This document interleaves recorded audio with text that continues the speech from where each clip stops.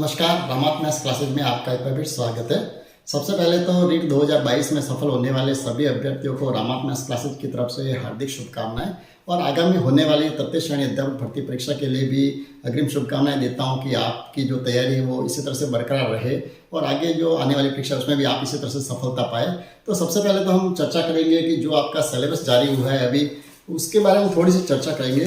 इस बार जो क्योंकि हर बार जो रीट की जो परीक्षा आयोजित करवाता है वो माध्यमिक शिक्षा बोर्ड करवाता है, लेकिन इस बार जो है राजस्थान कर्मचारी चयन बोर्ड जयपुर की तरफ से ये परीक्षा आयोजित हो रही है।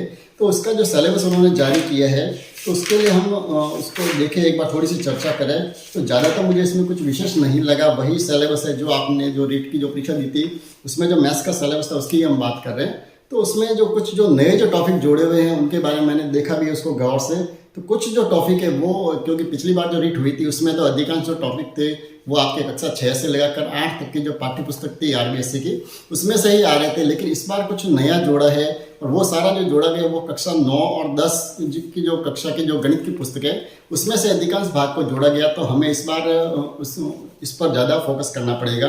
तो एक बार तो हम जो नए जो टॉपिक जुड़े उसके बारे में थोड़ा सा आपको बता दूं। एक तो जो परिमेय और अपरिमेय संख्या वाला जो पहला जो इकाई जो जोड़ी गई है वो कक्षा 9 से जोड़ी गई है, तो उसको भी हम थोड़ा बहुत ही विस्तार से इसके बारे में इसमें पढ़ेंगे। और दूसरा जो है एक बहुपद वाला जो चैप्टर है वो भी कक्षा 9 में दिया गया है और 10 में भी है, तो उसको भी हम बहुत ही अच्छे से पढ़ेंगे। और साथ ही साथ एक जो नया जो इसमें टॉपिक और जोड़ा वो है त्रिभुजों की समरूपता, क्योंकि सर्वांग समता वाला टॉपिक तो पहले से भी आ चुका है, आपने तैयारी भी की होगी। तो ये जो कुछ जो नए जो 3 बिंदु जो दिए गए हैं इनके बारे में हमको इस बार इस विशेष आपको पढ़ाई करनी पड़ेगी। बाकी तो सारा वही सिलेबस है जो आपने रीट में तैयार किया है, लेकिन फिर भी इस बार क्योंकि ये कंपटीशन एग्जाम उससे भी थोड़ा और भी अच्छा होने वाला है तो आपको इसमें उससे भी ज़्यादा मेहनत की आवश्यकता रहेगी। वैसे जो साथी पहले से इस चैनल के साथ जुड़े हुए हैं वो जानते हैं कि इस पर हम बिल्कुल बहुत ही अच्छे से व्यवस्थित तरीके से टॉपिक वाइज हम इस पर बहुत ही विस्तार से चर्चा करते हैं और हर बिंदु को हम बहुत ही गहरे के साथ और बेसिक नॉलेज के साथ उसको टच करते हुए हम आगे बढ़ते हैं। तो जो साथी अभी पहली बार इस वीडियो को देख रहे हैं या इस चैनल के साथ पहली बार जुड़ रहे हैं तो उनसे सबसे पहले तो मैं आग्रह करूंगा कि आप इस चैनल को एक बार सब्सक्राइब कर दीजिए, साथ ही बेल आइकन को भी प्रेस कर दीजिए ताकि जो चैप्टर वाइज जो वीडियो बनेंगे तो उनसे आप कहीं भी वंचित नहीं रहेंगे। साथ ही एक और निवेदन करूंगा, अगर आपको वीडियो अच्छा लगे तो आप लाइक जरूर करें और अपने साथियों के साथ इसे शेयर भी करें ताकि उनको भी इसका बेनिफिट मिल सके। चलिए तो बात करते हैं हम सबसे पहले जो पहला जो आपकी इकाई दी हुई है परिमेय और अपरिमेय संख्या, उनके बारे में हम विस्तार से चर्चा करेंगे। क्योंकि वैसे आपको बता दूं कि इस चैनल पर आपको कहीं पर भी फालतू के हाय हेलो नहीं सुनाई देंगे, क्योंकि आप चाहें तो आप पुराने वीडियो भी देख सकते हैं, उसमें भी बहुत ही अच्छी अच्छी जानकारी आपको मिलेगी। काफ़ी सारे टॉपिक है जो इस बार भी आपके परीक्षा में आने वाले हैं, तो आप उन वीडियो को भी जरूर देखें, उसमें भी आपको बहुत कुछ सीखने को मिलेगा। साथ ही एक और निवेदन करूँ जो हमेशा ही करता हूँ कि आप जब भी वीडियो देखें तो अपने साथ कॉपी और पेन लेके जरूर बैठें, क्योंकि आपको उसमें बहुत ही कुछ ना कुछ नया सीखने को जरूर मिलेगा जिसे आप चाहेंगे कि उसे साथ ही साथ नोट किया जाए। चलिए तो हम ज़्यादा समय व्यर्थ नहीं करेंगे और सीधे ही हम टॉपिक की तरफ बढ़ेंगे। जो पहला जो हमारा टॉपिक है परिमेय और अपरिमेय संख्या। वैसे संख्याओं के बारे में मैंने एक बहुत ही अच्छा एक वीडियो बनाया हुआ है, तो चाहे तो आप उस वीडियो को भी देख सकते हैं। तो उसमें आपको संख्याओं के जितने भी प्रकार हैं उनके बारे में आपको बहुत ही अच्छी जानकारी मिल जाएगी। चलिए सबसे पहले हम बात करते हैं इकाई जो फर्स्ट है उसी के बारे में हम चर्चा करेंगे। पहली जो इकाई जो जोड़ी गई है वो है परिमेय और अपरिमेय संख्या, वास्तविक संख्या एवं दशमलव प्रसार और वास्तविक संख्याओं के लिए घातांक नियम। तो ये जो पूरा जो चैप्टर ये है कक्षा 9 का अध्याय पहला जो पूरा दिया गया है, तो हम पूरे एक वीडियो में ये पूरा का पूरा चैप्टर हम नहीं लेंगे क्योंकि इसमें फिर आपको कुछ भी समझ में नहीं आएगा। हम बहुत ही स्लो स्पीड से बहुत ही धीरे धीरे ये समझते हुए कि मेरे सामने जो स्टूडेंट बैठा है वो कुछ भी नहीं जानता है, तो बिल्कुल हम जीरो से स्टार्ट करेंगे। हर चीज़ को बहुत ही बिल्कुल बेसिक तरीके से जो आप बेसिक जो जितनी भी जानकारी है उनको भी हम साथ में टच करते हुए आगे बढ़ेंगे, ताकि आपके कुछ भी ऐसा नहीं रहे जो हमें लगे कि शायद कंपटीशन एग्जाम या प्रश्न में कुछ ऐसा प्रश्न आ जाए कि जो हमारी तैयारी से बिल्कुल अलग आ जाए और हमारे उसमें हमको नुकसान हो जाए। ठीक है, तो पहला जो चैप्टर है उसको हम पूरा नहीं लेंगे, केवल हम आज की जो वीडियो में हम परिमेय और अपरिमेय संख्या जो है उसी के बारे में हम केवल चर्चा करेंगे। तो ये परिमेय और अपरिमेय जो संख्या है वो है आपके कक्षा 9 का जो पहला अध्याय है संख्या पद्धति, उसमें दिया गया है। तो हम बात करें परिमेय संख्या होती कौन सी है, तो संख्याओं के बारे में वैसे आप जानते ही होंगे क्योंकि आप कक्षा 6, 7, 8 को पढ़ाने के लिए अध्यापक तैयार हो रहे हैं, तो इतनी तो आपको अवश्य जानकारी होगी कि संख्या जो है वो मुख्य रूप से कौन कौन सी है। एक तो प्राकृत संख्या, बहुत ही शॉर्ट रूप में मैं उसको वापस एक बार दोहरान कर दूं ताकि आप जिनको जानकारी नहीं है तो उनको भी अच्छे से जानकारी हो जाएगी। तो प्राकृत संख्या तो कौन सी है, जो 1 से प्रारंभ होकर अनंत तक चलती है। 1 2 3 4 5 ये तो है प्राकृत संख्या है। उसके बाद में हम बात करें पूर्ण संख्या है। पूर्ण संख्या कौन सी होती है? यानी ये जो प्राकृत संख्या है 1 से लगाकर अनंत तक, उन संख्या में अगर हम उसमें जीरो को भी अगर हम शामिल कर दें, 0 1 2 3 4 5 6 इस तरह से, तो ये क्या हो जाती है? पूर्ण संख्या बन जाती है। उसके बाद में तीसरा जो प्रकार आता है वो आता है पूर्णांक का। अब पूर्णांक वाली संख्या कौन सी संख्या होती है? यानी ये संख्याएं जो हमने अभी तक जो लिखी है, जो प्राकृत संख्या लिखी है या पूर्ण संख्या हमने जो लिखी है, ये सारी की सारी संख्या ये है धनात्मक संख्या है। कैसी संख्या? धनात्मक, यानी जिनको हम कहें प्लस वाली संख्या। ये सारी संख्या है धनात्मक। अब पूर्णांक में क्या होगा? ये जो संख्या है, यानी जो पूर्णांक को होंगे वो कौन से होंगे? प्राकृत संख्या या पूर्ण संख्याओं को साथ में अगर हम उनके ऋणात्मक संख्या को भी अगर मिला दें, -1 -2 -3 -4, वो इस तरफ बढ़ेगी हमारे बाईं तरफ, और ये भी कहाँ तक बढ़ेगी? अनंत तक। तो इस तरह से ये अगर जो पूरी संख्याओं का जो समुच्चय है, संख्याओं का जो ग्रुप होता है, गणित की भाषा में उसे क्या बोला जाता है? समुच्चय। तो ये जो पूरा समुच्चय, इस पूरे समुच्चय को हम कहते हैं पूर्णांक। ठीक है, तो ये एक बेसिक चीजें हैं, प्राकृत संख्या, पूर्ण संख्या और पूर्णांक। तो ये जो तीनों चीजें हैं। अब चौथी बात आती है परिमेय संख्या की, जहां से हमारा चैप्टर शुरू होता है। अब सारे जो हमने पूर्ण संख्या लिख दी, पूर्णांक लिख दी, पूर्णांक से तात्पर्य है जो पूरे अंक जो है उनसे बनने वाली सारी संख्या है वो कहलाते हैं पूर्णांक, जिसमें धनात्मक और ऋणात्मक दोनों आ गए। तो अब परिमेय संख्या कौन सी होगी? यानी इन्हीं संख्याओं से बनेगी। परिमेय संख्या की अगर परिभाषा किसी ने पूछी जाए तो परिमेय संख्या कौन सी होगी? परिमेय संख्या वे संख्या होगी जिन्हें हम P/Q के रूप में लिख सकते हैं। यानी P/Q का अर्थ क्या है? यानी जिन संख्याओं को हम भिन्न के रूप में लिख सकते हैं। दूसरी भाषा में हम सरल शब्दों में इसको कहें तो क्या कहेंगे? जिन संख्या को अपन भिन्न के रूप में व्यक्त कर सकते हैं। भिन्न से तात्पर्य ये क्या होता है? अंश और हर। ऊपर जो संख्या होती है उसको क्या बोला जाता है? अंश, और नीचे जो संख्या लिखी जाती है उसको बोलते हैं हम हर। ठीक है, अब अंश और हर ध्यान रखना, यहाँ पर वो पूर्णांक में से कोई भी संख्या हो सकती है। यानी कहने का तात्पर्य प्लस में भी हो सकती है और माइनस में भी हो सकती है। वो सारी संख्या क्या कहलाएगी? परिमेय संख्या। इसका एग्जाम्पल ले, जैसे मैंने लिखा 2/3, ये क्या है? ये एक परिमेय संख्या है। इसी तरह से अगर मैं ये लिखूं -3/7, ये भी एक परिमेय संख्या है। इसी तरह से अगर मैंने लिखा है 7, क्या ये एक परिमेय संख्या है या नहीं? तो आपको शायद विचार कि आप 7 क्या मानेंगे? कि आप 7 या तो प्राकृत संख्या लिखेंगे या पूर्ण संख्या या पूर्णांक, ये तीनों हो सकते हैं। ये परिमेय संख्या है या नहीं? तो आप ध्यान रखें 7 जो है, अगर ये जितने भी ये प्राकृत संख्या, पूर्ण संख्या या पूर्णांक, ये सारे संख्याएं परिमेय संख्या है। ठीक है, क्योंकि एग्जाम्पल में ऐसा चकराने के लिए प्रश्न जरूर दे सकते हैं कि इनमें से कौन सी परिमेय संख्या नहीं है। तो ध्यान रखना जितने भी ये पूर्णांक दिए हुए हैं, क्योंकि इनको अगर भिन्न में लिखे तो हम इसके नीचे /1 लिख सकते हैं। ठीक है, तो ये जो हो जाएगी क्या हो जाएगी? 7/1। तो ये भी एक क्या हो जाएगी? एक परिमेय संख्या होगी। ठीक है, अगली बात, अगर दशमलव में कोई संख्या है, जैसे लिखा हुआ है 7.5, तो ये क्या परिमेय संख्या है क्या? तो हम दशमलव को अगर हटा के देखें तो क्या होगा? इसकी जगह इसको हम लिखें तो ये हो जाएगा 75/10। तो ये भी क्या बनेगी? भिन्न के रूप में इसको अपन लिख सकते हैं। तो ये भी है वो परिमेय संख्या है। यानी ध्यान रखें आप, जितनी भी संख्या है, चाहे वो प्लस में है, माइनस में है, जिनको हम P/Q यानी भिन्न के रूप में इस तरह से व्यक्त कर सकते हैं, वो सारी संख्या परिमेय संख्या होगी। अब यहाँ पर आपको ये ध्यान रखना है कि जितनी भी परिमेय संख्या है, अब उसमें ये ध्यान रखना है, बहुत जगह आपको लिखा हुआ ये मिलेगा कि वहां पर Q का मान 0 नहीं होना चाहिए। Q 0 के बराबर नहीं होना चाहिए। ये इसलिए लिखा जाता है कि भिन्न के रूप में कोई भी संख्या होगी तो उसका हर जो है वो कभी भी 0 नहीं हो सकता। अगर नीचे 0 लिखा हुआ है तो वो परिमेय संख्या नहीं है, ये आप ध्यान रखें। ठीक है, इसके अलावा जितनी भी संख्या है, चाहे किसी भी रूप में लिखी हुई है, वो सारी की सारी क्या है? परिमेय संख्या। चलिए अब हम आगे बढ़े और बात करें अपरिमेय संख्याओं की। ठीक है, अभी हम सबसे पहले आप ध्यान रखें, केवल हम बेसिक सारी में जानकारी आपको दे रहा हूं। उसके बाद में हम उनके जो अच्छे जो प्रश्न बन रहे हैं उनके बारे में हम चर्चा बाद में करेंगे।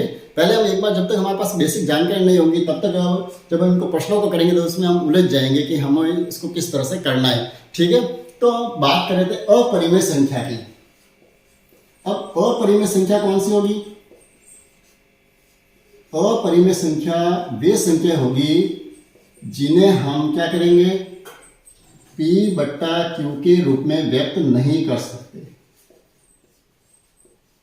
कौन सी संख्या होगी? यानी वे संख्या होगी जिन्हें हम P बट्टा Q के रूप में व्यक्त नहीं कर सकते। यानी कहने का तात्पर्य अपरिमेय संख्या कौन सी है? सिंपल से बात कहें तो वे संख्या जो परिमेय संख्या नहीं है। सीधी सी बात है कि परिमेय संख्या जो नहीं है वो सारी क्या है? अपरिमेय संख्या। तो परिमेय संख्या तो कौन सी है? जिनको हम P बटा Q के रूप में लिख सकते हैं। तो अपरिमेय संख्या वो होगी जिनको हम P बटा Q के रूप में नहीं लिख सकते। अब बात आती है कि ऐसी संख्या है कौन सी जिनको हम P बटा Q के रूप में लिख ही नहीं सकते।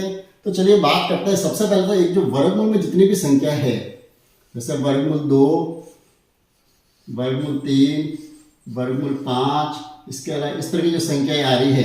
अब ध्यान रखना, इसमें मैंने वर्गमूल 4 नहीं लिखा है। कहीं भी आप दिमाग में ये नहीं रखें कि जितने भी सारे जो वर्गमूल के अंदर की संख्या है वो सारी की सारी अपरिमेय संख्या है, तो जी नहीं है ऐसा, वो भी ध्यान रखना है। जैसे वर्गमूल 4 लिखा तो 4 का वर्गमूल होता है, कितना होता है 4 का वर्गमूल? 2 और -2 दोनों होते हैं। तो ये जो है ये कैसी संख्या हो गई? एक परिमेय संख्या बन गई, क्योंकि इसको हम सॉल्व करेंगे तो इसका मान क्या आएगा? 2। तो अगर इसको भिन्न में लिखे तो -2/1 या 2/1 हम इसको लिख सकते हैं। तो ये कैसी संख्या बन जाएगी? परिमेय संख्या। तो यानी संख्या अपरिमेय संख्या कौन सी होगी? जो वर्गमूल में हो लेकिन जिसका वर्ग भी नहीं होता हो, वो भी ध्यान रखना है, ठीक है। चलिए, तो एक तो ये हुई जो अपरिमेय संख्या है। दूसरी जो संख्या है वो है पाई। अब बात आती है पाई, ये अपरिमेय संख्या कैसे है? तो इसको पाई बटा 1 ऐसे तो हम इसको लिख नहीं सकते। पाई का जो मान है जो प्रचलन में है वो कौन सा है? 22/7।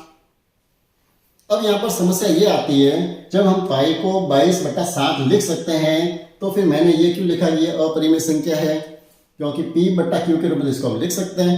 लेकिन यहाँ ध्यान रखें, ये जो हमने इसका जो मान निर्धारित किया है ये इसका एक फिक्स मान नहीं है। ये केवल हम इसको एक लगभग मान के रूप में हमने इसका पाई बटा 22/7 इसका मान हम रखते हैं।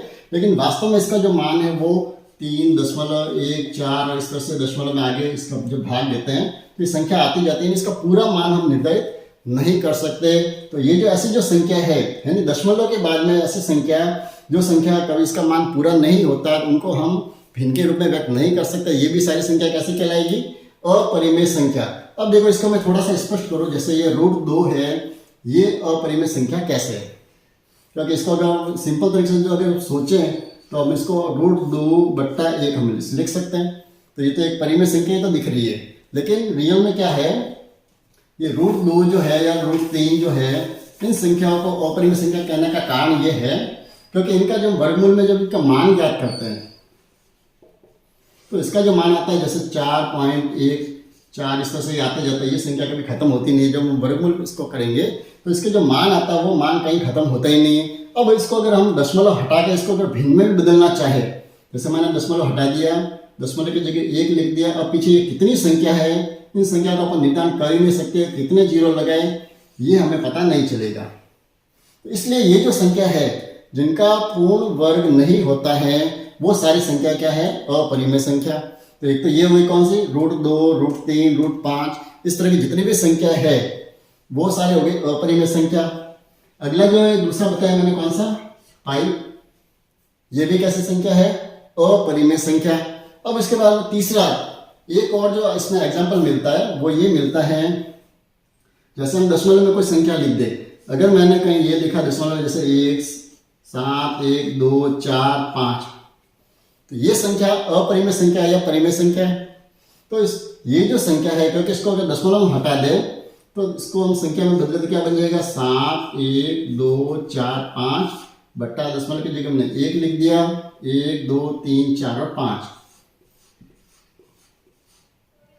तो ये एक संख्या बन जाएगी। तो ये तो है कैसी संख्या? परिमेय संख्या। ध्यान रखें जो दशमलव के बाद में समाप्त हो रही है वो जो संख्या है वो कौन सी है? परिमेय संख्या। और अपरिमेय संख्या कौन सी होगी? जिनको हम भिन्न के रूप में बदल ही नहीं सकते। जैसे एग्जांपल के लिए मैंने लिखा अगर 0.10, 100, 1000 या 1000, इस तरह से अगर मैं बढ़ाता जाऊं तो ये एक क्रम बन जाता है। जैसे पहले 1 0, फिर आगे 100, फिर 1000, 10,000, इस तरह से हम इस संख्या अगर आगे बढ़ाते जाएं तो अगर इसको हम अगर दशमलव हटा के लिखना हो तो इसको अपन नहीं बदल सकते। बाकी जो काफ़ी संख्या ऐसी होगी जो आकृति वाली जो संख्या होती है, जैसे मैं 07, 07, 07, 07 अगर ये लिखूँ तो ऐसी संख्याओं को हम भिन्न में बदल भी सकते हैं। ये हम जब अपन प्रश्न हल करेंगे उस समय आपको ये बदलना भी सिखाऊंगा कि इनको संख्या को अपन कैसे बदल सकते हैं। ठीक है, तो अभी तो हम फिलहाल जो बेसिक जानकारी है उसमें हम इतना ही जानेंगे कि अपरिमेय संख्या कौन कौन सी होती है। एक तो होगी वो संख्याएं जो वर्गमूल में हो लेकिन जिनका वर्गमूल का पूरा मान नहीं आता, वो संख्या। नंबर दूसरी संख्या है वो कौन सी, पाई। और बाकी जो है दशमलव के बाद में ऐसी संख्या जिनके अंकों की आवृत्ति नहीं होती है। ठीक है, तो ये सारी जो संख्या है ये कहलाती है अपरिमेय संख्या। तो परिमेय संख्या का आधार जो प्रश्न जो आता है वो एक छोटा सा प्रश्न ये बनता है कि किन्हीं दो परिमेय संख्याओं के बीच कितनी परिमेय संख्या होती है। ये एक छोटा सा प्रश्न आता है कंपटीशन एग्जाम में। इसका आंसर क्या होगा, कोई भी दो परिमेय संख्या है, उन दो परिमेय संख्या, एग्जाम्पल के लिए जैसे मैंने लिखा 2 और 3, दो परिमेय संख्या, इन दोनों संख्याओं के बीच में कुल कितनी परिमेय संख्याएं होती है। ठीक है, तो ध्यान रखें किन्हीं भी दो परिमेय संख्याओं के बीच में अपरिमित रूप से अनेक परिमेय संख्या होती है, इनको आप गिन नहीं सकते। आप जितने इनके मान ज्ञात करने चाहें उतने इनके बीच की हम अपरिमेय संख्या ज्ञात कर सकते हैं। इनको कैसे करें ये भी हम जब अभ्यास करेंगे उस समय बताएंगे। और दूसरा जो एक प्रश्न और बनता है वो ये बनता है कि क्या 0 एक परिमेय संख्या है या नहीं।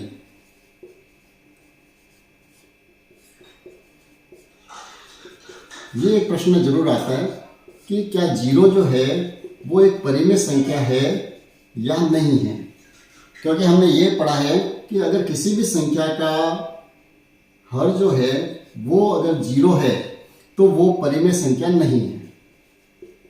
ठीक है, लेकिन अब प्रश्न ये आता है कि क्या 0 जो है वो एक परिमेय संख्या है या नहीं। तो ये ध्यान रखें, हम 0 को जो लिखे तो हम 0/1 इस तरह से उसको हम व्यक्त कर सकते हैं। कहीं पर भी हम 1/0 अगर ये लिखा है तो इसको ये अपरिभाषित रूप होता है, ध्यान रखें।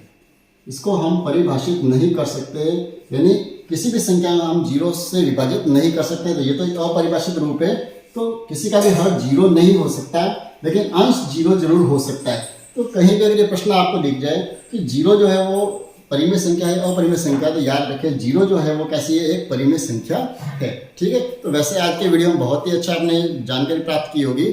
फिर भी अगर आपको कोई भी डाउट हो तो आप कमेंट्स में जरूर लिखें, तो उसका हम समाधान कर देंगे। हमने परिमेय और अपरिमेय संख्याओं के बारे में विस्तार से हमने बेसिक रूप से सारी जानकारी प्राप्त की है। अगले वीडियो में हम बात करेंगे वास्तविक संख्याओं के बारे में और उनके दशमलव जो प्रसार है उसके बारे में हम विस्तार से चर्चा करेंगे।